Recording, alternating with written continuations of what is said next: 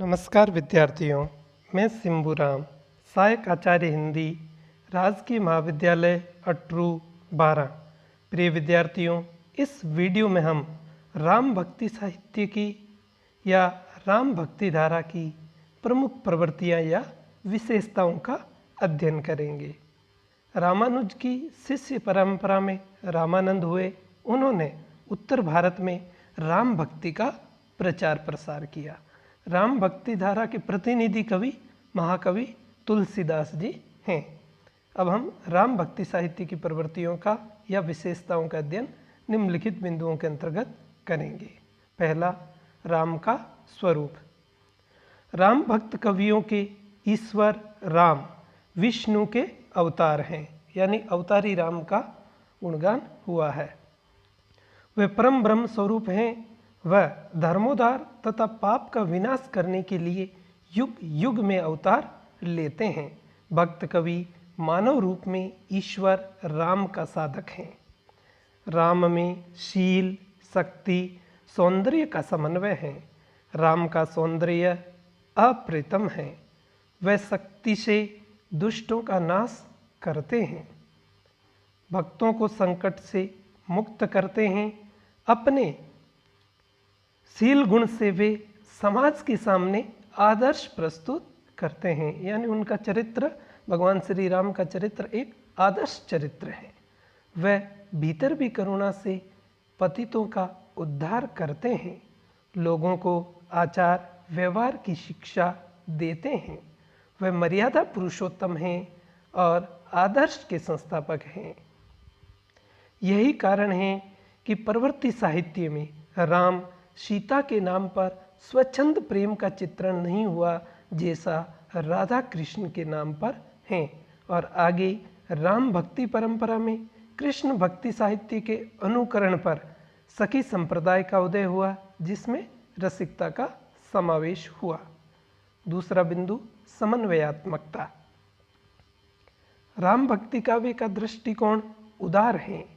राम भक्ति काव्य में कृष्ण, शिव, गणेश आदि देवताओं की भी स्तुति हुई है।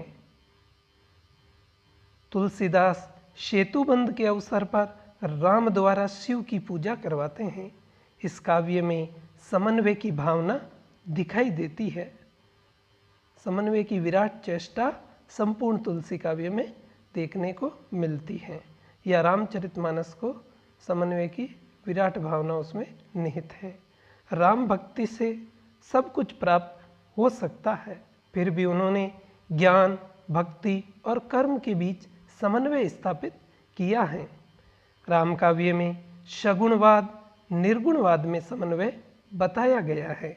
राम भक्तों का ईश्वर सगुण भी हैं और निर्गुण भी हैं, पर भगवान का सगुण रूप भक्ति सुलभ है।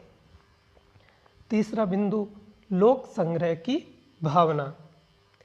राम काव्य में जीवन की सभी अवस्थाओं का व्यापक चित्रण है। लोक कल्याण की भावना इस काव्य में है। भक्ति करते हुए इन्होंने गृहस्थ धर्म का आदर्श प्रस्तुत किया है। राम सीता को आदर्श गृहस्थ के रूप में प्रस्तुत करके जीवन स्तर को ऊंचाइयों पर पहुंचाने की कोशिश की गई है।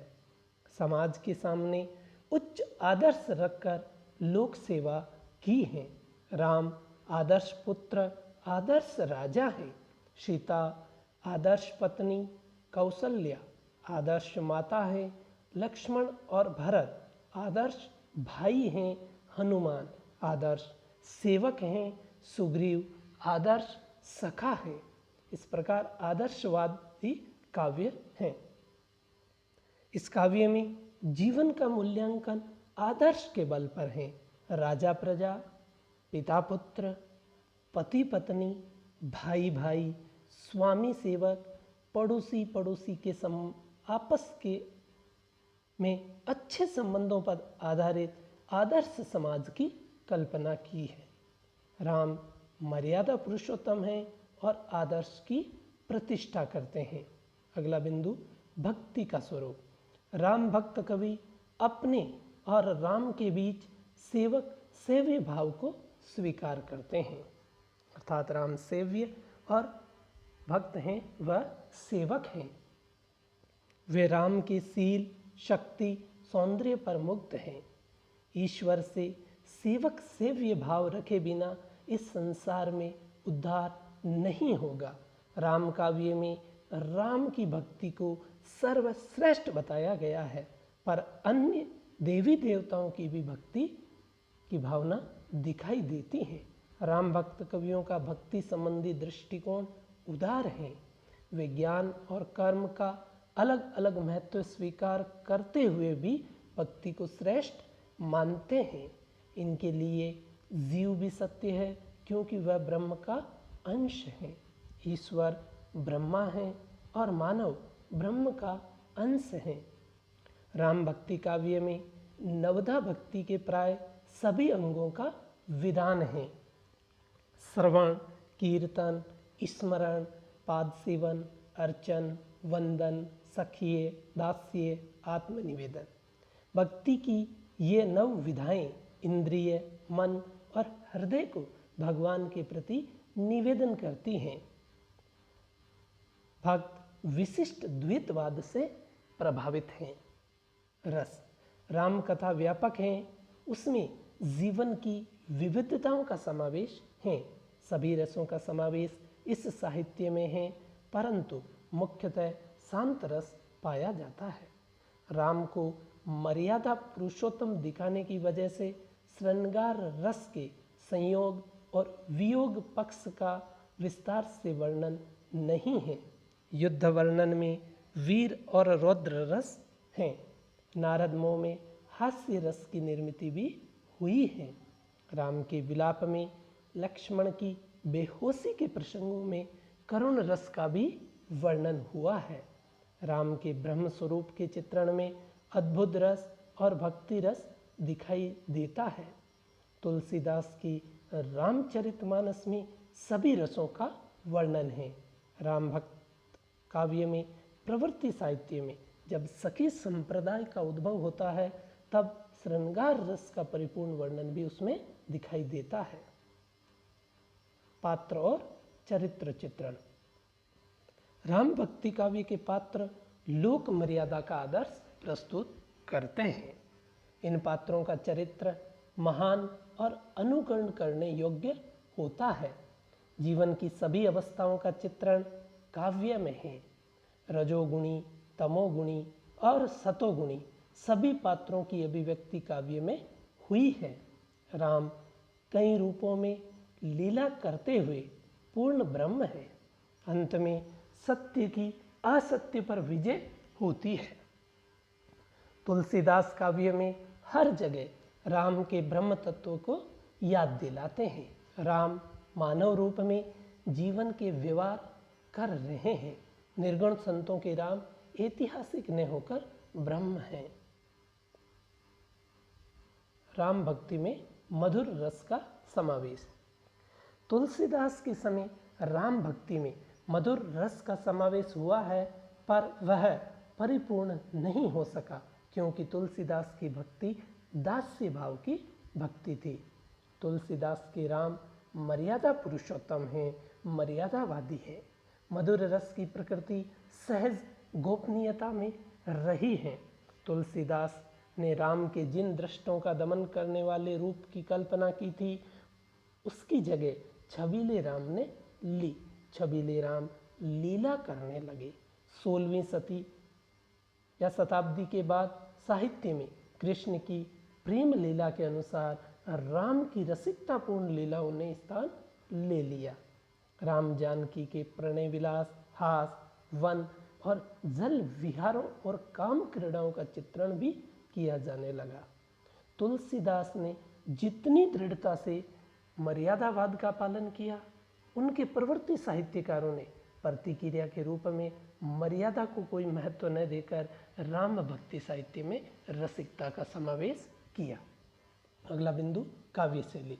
सगुण भक्ति परंपरा में कवि स्वयं विद्वान थे या विद्वानों की संगति में रहकर साहित्य के संबंध में ज्ञान प्राप्त कर चुके थे।